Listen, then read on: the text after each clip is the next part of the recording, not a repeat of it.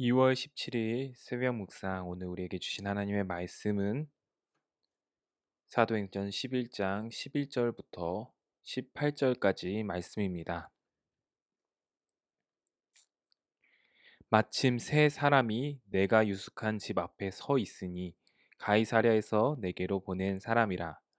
성령이 내게 명하사 아무 의심 말고 함께 가라 하시매 이 여섯 형제도 나와 함께 가서 그 사람의 집에 들어가니 그가 우리에게 말하기를 천사가 내 집에 서서 말하되 내가 사람을 요바에 보내어 베드로라 하는 시몬을 청하라. 그가 너와 내 온 집이 구원받을 말씀을 내게 이르리라 함을 보았다 하거늘 내가 말을 시작할 때에 성령이 그들에게 임하시기를 처음 우리에게 하신 것과 같이 하는지라. 내가 주의 말씀에 요한은 물로 세례를 베풀었으나 너희는 성령으로 세례를 받으리라 하신 것이 생각났노라. 그런즉 하나님이 우리가 주 예수 그리스도를 믿을 때에 주신 것과 같은 선물을 그들에게도 주셨으니 내가 누구이기에 하나님을 능히 막겠느냐 하더라. 그들이 이 말을 듣고 잠잠하여 하나님께 영광을 돌려 이르되 그러면 하나님께서 이방인에게도 생명 얻는 회개를 주셨도다 하니라. 아멘. 성령의 인도하심을 막을 수 없다라는 제목으로 새벽 묵상 함께 나누도록 하겠습니다.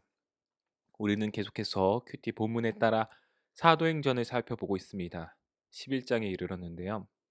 사도행전은 오직 성령이 너희에게 임하시면 너희가 권능을 받고 예루살렘과 온 유대와 사마리아와 땅끝까지 이르러 내 증인이 되리라 하시니라. 이 말씀 예수님의 말씀을 시작으로 오순절 성령 강림을 통해 제자들이 성령을 받고 정말 예수님의 증인이 되는 모습으로 변화되는 것을 우리는 사도행전을 통해 살펴볼 수 있습니다. 또한 이러한 예수님의 증인들이 전한 복음은 예루살렘을 시작으로 빌립 지사를 통해 사마리아로 또한 오늘 베드로를 통해 이방인 고넬료에게도 전해져 주님께서 약속하신 온 열방이 하나님께 돌아오고 있음을 우리는 계속해서 사도행전을 통해 살펴볼 수 있습니다. 그러나 이러한 하나님의 계획은 사람의 생각보다 큰 계획이기 때문에 사도들과 유대 기독교 공동체는 이것을 곧바로 이해하고 받아들일 수는 없었을 것입니다. 우리 인간에게는 보통 감정과 정서가 있다고 하죠. 감정은 오늘 나에게 일어난 일에 대한 감정일 때가 많이 있지만 정서는 오랜 기간 동안 걸쳐 만들어진 인생의 여러 가지 사건을 통하여 또한 부모님 윗세대를 통하여 민족의 사건과 민족의 역사를 통하여 형성되어 온 것이 이 정서라는 것이죠.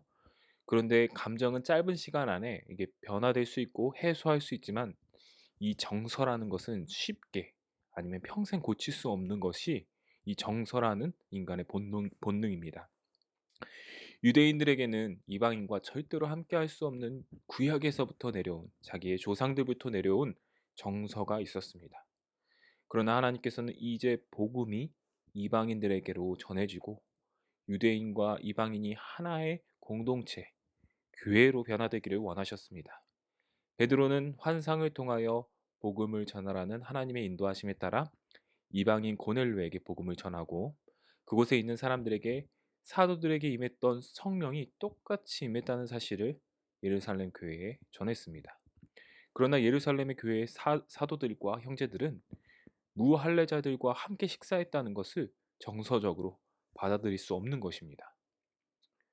오늘은 어제에 이어서 이 사건이 성령님께서 역사하시는 일이라는 베드로의 고백이 이어지는데요. 12절에 성령이 내게 명하사 아무 의심 말고 함께 가라 하시매 베드로는 이렇게 말합니다. 하나님께서는 직접적인 환상으로 보여주셨고 베드로에게 여전히 이방인을 향한 의심과 거북한 마음이 그럼에도 불구하고 베드로에겐 있었다는 것이죠.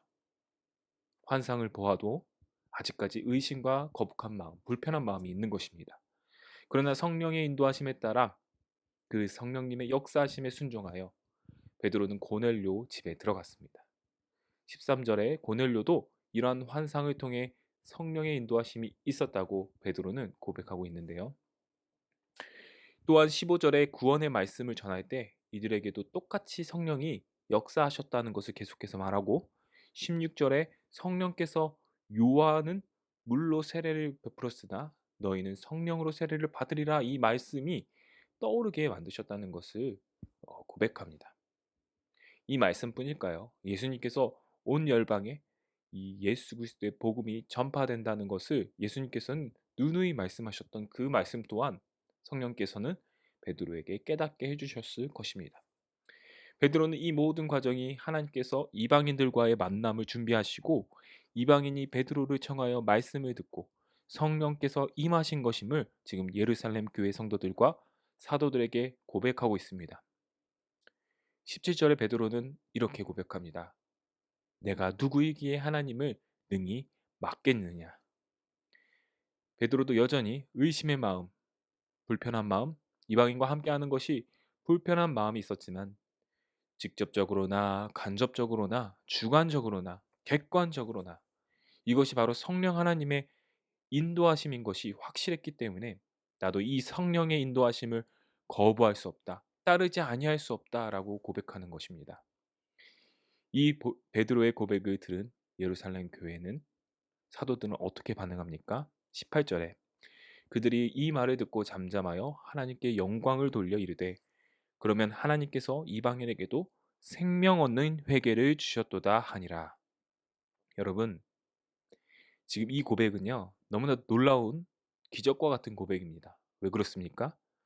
그들의 인생을 걸쳐, 조상들에게 걸쳐, 그 민족의 역사를 걸쳐 온 민족 정서는 이방인을 거부하고 이방인과 함께 할 수 없고 그들은 복음을 받아들일 자격이 없다고 생각하는데, 지금 성령 하나님의 인도하심을 따라 그들과 함께 식사하고 그들과 함께 예배하며 그들과 함께 교회 공동체를 이루겠다는 그들의 결단과 고백이 지금 있는 것이죠. 분명 이 일로 인해 찬성파 반대파로 갈라질 수도 있었습니다. 그리고 기독교의 호의를 가지고 있었던 유대인들 가족들이 있습니까? 친척들이 있지 않습니까? 그들이 다 돌아설 수 있고 비난할 수도 있는 상황이었습니다. 교회 다닌다고 이방인들과 함께 한다는 것, 비난받을 수 있는 사실입니다.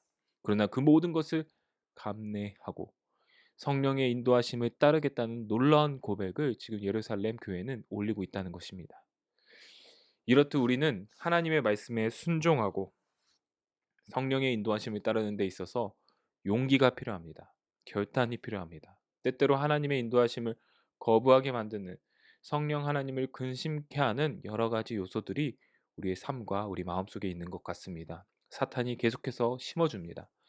현재 내 어려운 상황, 집안으로 전해 내려오는 분위기와 환경, 가족과의 관계, 가정 문제, 인간과의 문제, 친구 문제, 모든 죄의 문제 등 이러한 것들은 우리를 더 큰 은혜의 강가로 성령의 인도하심에 따라 가는 그것을 막는 요소가 될 수 있다는 것이죠. 그러나 우리는 베드로와 같이, 예루살렘과 같이, 예루살렘 교회와 같이 고백할 수 있어야 합니다. 성령 하나님의 인도하심을 내가 막을 수 없습니다. 하나님께서 이방인에게도 생명 얻는 회개를 주신 것이 맞습니다. 따르겠습니다. 제 모든 생각과 이념을 내려놓고 선입견을 내려놓고 주님의 인도하심에 따르겠습니다. 저는 지금 여러분이 어떤 성령 하나님의 부르심과 인도하심 그리고 사명이 있는지 잘 모릅니다. 그러나 그 성령의 세밀한 음성과 인도하심을 여러분이 날마다 듣고 그것을 따를 수 있는 용기를 가지는 저와 여러분이 되시기를 주님의 이름으로 소망합니다. 뿐만 아니라 매일매일 듣고 있어도 우리가 어쩌면 거부할 수 있습니다. 어쩌면 선뜻 나설 수 없는 용기가 없습니다. 그러한 나설 수 있고 성령 하나님의 역사심을 거부할 수 없는 그 순종, 그 순종이 저와 여러분 가운데 있기를 주님의 이름으로, 그리하여 성령의 인도하심에 따라 열린 마음으로 하나님의 계획에 동참하는 우리 연희교회 될 수 있도록 주님의 이름으로 간절히 소망하고 기도합니다. 기도하시겠습니다. 하나님, 날마다 성령의 세밀한 음성과 하나님의 인도하심을 느낄 수 있는 저희가 되게 하여 주시옵소서. 그러나 우리가 그러한 성령 하나님의 인도하심을 느끼지 못할 때가 너무 많습니다. 더 비참한 것은 그것을 느끼고도 알고도 배웠어도 나의 생각과 여러 가지 상황 때문에 그것을 놓지 못하고 그것을 성령 하나님의 뜻을 따르지 못하는 우리의 모습이 많이 있습니다. 오늘 베드로와 예루살렘 교회가 자신의 뜻, 자신의 환경, 모든 비난 요소들을 다 내려놓고 성령 하나님의 역사하심을 따르고 믿고 순종했던 것처럼 오늘 우리도 우리 삶 속에서 우리 마음 깊숙이서부터 순종의 마음이 생겨날 수 있도록 주님 인도하여 주시옵소서. 그리하여 참된 변화와 더 큰 은혜의 광가로 나아갈 수 있는 연희교회가 될 수 있도록 주님 인도하여 주시옵소서. 이 모든 기도 살아계신 우리 구주 예수 그리스도 이름 받들어 기도드리옵나이다. 아멘. 다 같이 다음 기도 제목으로 함께 기도하겠습니다. 오늘 하루도 성령의 인도하심을 따라 열린 마음으로 하나님의 계획에 동참하는 내가 될 수 있도록. 두 번째, 현재 담임 목사님 청빙 서류를 받고 있습니다.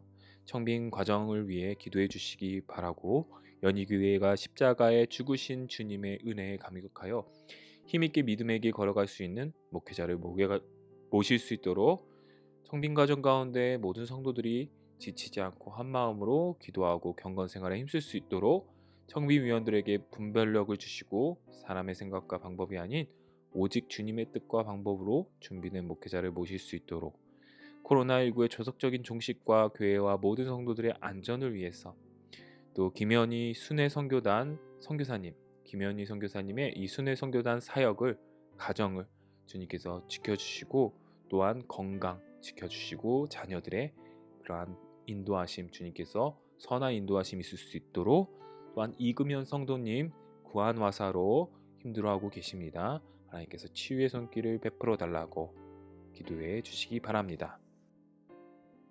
샬롬. 하나님의 풍성한 은혜와 사랑이 연희교회 모든 성도분들께 가득하길 기도합니다. 이번 2021년 겨울 성경학교를 위해서 연희교회 초등부에서는 두근두근 구원여행이라는 주제로 특별 신앙교육을 준비했습니다. 2월 20일부터 21일까지 진행되는 본 수련회에서는 가정에서 할 수 있는 웹 공과라는 특별한 교육 방법으로 진행될 예정입니다.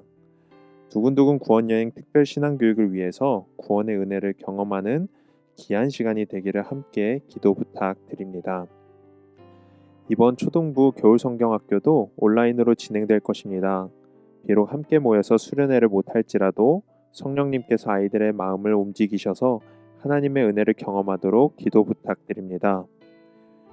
이번 수련회를 통해 배울 구원의 교리를 아이들이 더 잘 이해해서 하나님이 우리에게 주신 구원의 은혜를 깊이 경험하며 살아가도록 기도해 주시기 바랍니다. 마지막으로 각자가 몸은 떨어져서 수련회를 참여할지라도 주님 안에서 마음은 하나가 되게 하여 주셔서 한 마음으로 예배를 드리고 각 가정과 교회 공동체에서 풍성한 교제를 나누도록 기도 부탁드립니다. 다 같이 기도하시겠습니다.